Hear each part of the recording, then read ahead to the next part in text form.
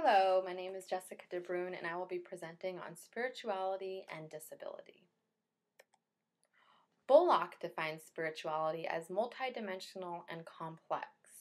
She explains recurring themes she found within the literature regarding spirituality that include hope, faith, coping, and self-transcendence.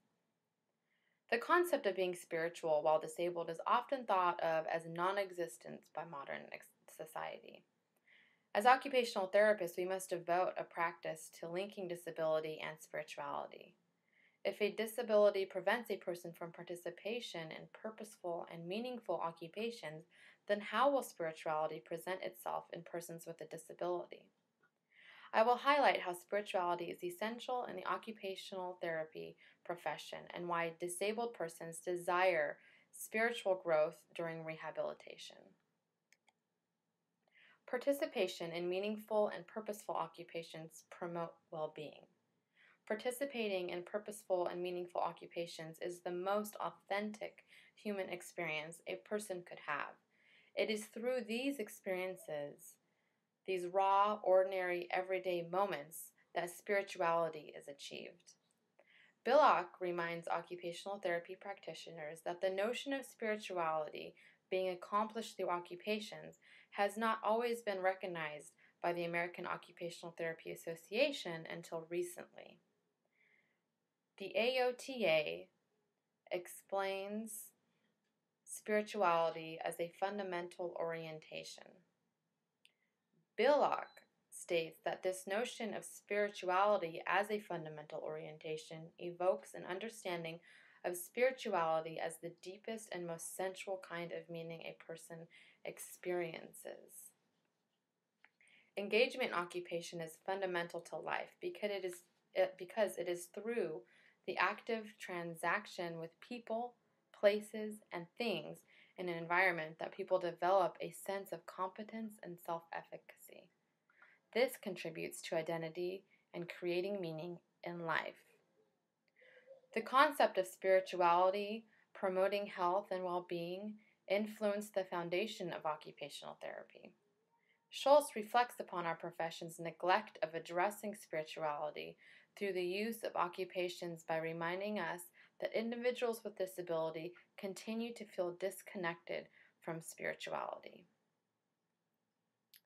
Individuals with disabilities state that they struggle to feel positive about themselves, and they feel marginalized by those without disabilities, isolated from their faith communities, and alienated from the divine.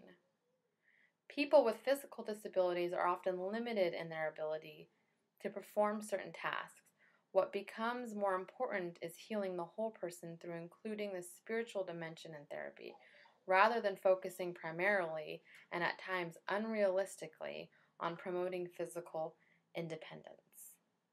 This neglect by occupational therapists of promoting spiritual growth through meaningful occupations prevents ample opportunities for persons with disabilities to attain spiritual health.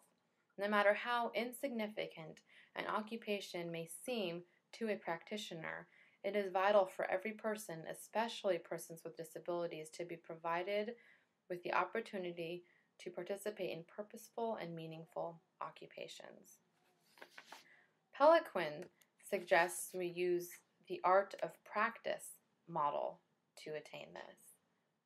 She explains each part as the capacity to establish rapport, the enactment of empathy, the act of guiding others to know and make use of their potential, and the act of helping others to become participants in the community. Pelequin encourages us to reveal deeper meaning through ordinary and everyday occupations for our clients. She reminds us that creativity can be achieved through the making, not of the product.